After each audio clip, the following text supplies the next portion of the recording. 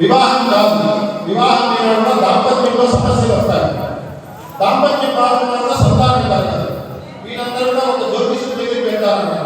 ఆ జ్యోతిష్యుడు ఏం చెప్తాడు, శివుడికి అభిషేకం చేసుకో, లేదా ఇంకా పాశుపతంతో అభిషేకం చేసుకో, హోమం చేసుకో, ఉత్తరకామాసి యాగం చేసుకో, ఇవన్నీ చెప్తారు. కానీ ఫలితం రాదు. కొంతమందికి ఎన్నో యాగాలు వ్రతులు చేసింటారు, అయినా ఫలితం రాదు.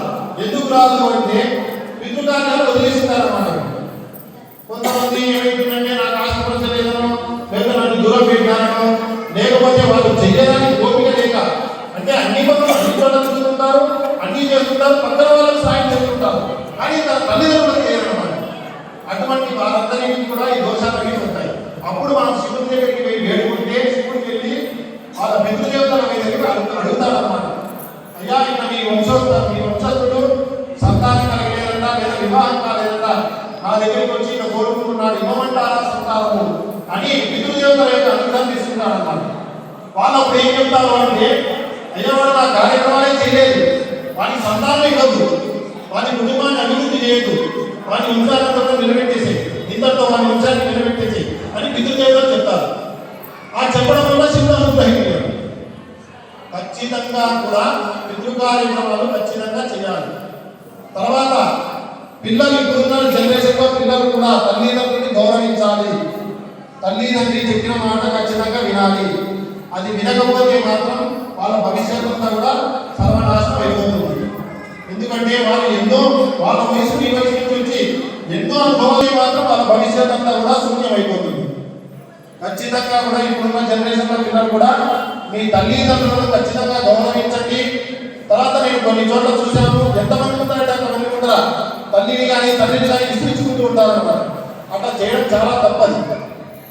వాళ్ళకి ఎంత గౌరవం ఇవ్వాలో అంత గౌరవం. ఈ రోజు భూమి మీద తిరుగుతున్నాము అంటే కూడా మీ తల్లిదండ్రుల యొక్క అనుగ్రహం వలనే ఈరోజు భూమి మీద ఉన్నావు, ఇటువంటి కార్యక్రమాలని చేస్తూ ఉన్నావు, మీ వంశాన్ని కూడా నిలబెట్టుకుంటున్నావు అంటే తల్లిదండ్రి దైవమే. వాళ్ళే కానీ వద్దనుకుంటే నువ్వు భూమి మీదకి వచ్చేటవి కాదు. కాబట్టి తల్లిదండ్రిని బాగా గౌరవించండి. ఇప్పుడు నేను చెప్పినటువంటి కూడా గుర్తు పెట్టుకొని చాలా శ్రద్ధగా చేసుకుంటూ ఉండండి. తర్వాత మళ్ళీ కార్యక్రమం మొదలు పెడుతున్నాం, ఇంకా లేట్ అయిపోతుంది కాబట్టి.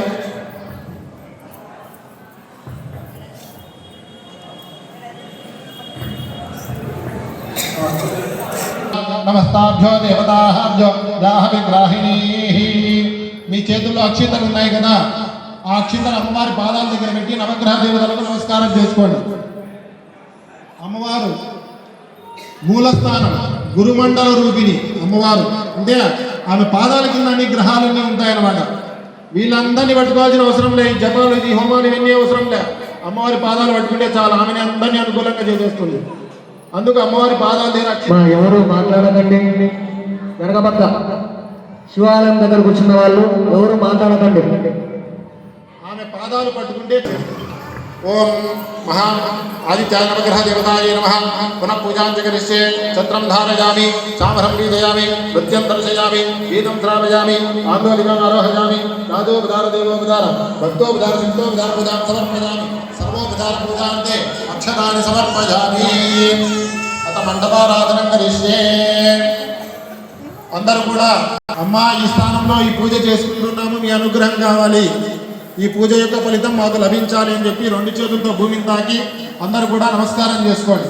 మహీభ్యో పృథ్వీకరయమం యజ్ఞమిక్షరా వివృతాన్నోపరీమభిః భూమిం ప్రార్థ్య ఓషధేస్మదంతే అభ్యం. ఇక్కడ కలశం పెట్టాము అమ్మవారికి ముందు పక్క. ఆ కలశం కింద బియ్యం ఉన్నాయి తట్టలో. ఆ బియ్యాన్ని చూసి అందరూ కూడా నమస్కారం చేసుకొని, కనపడని వాళ్ళంతా కూడా మనసుతో నమస్కారం చేసుకోండి.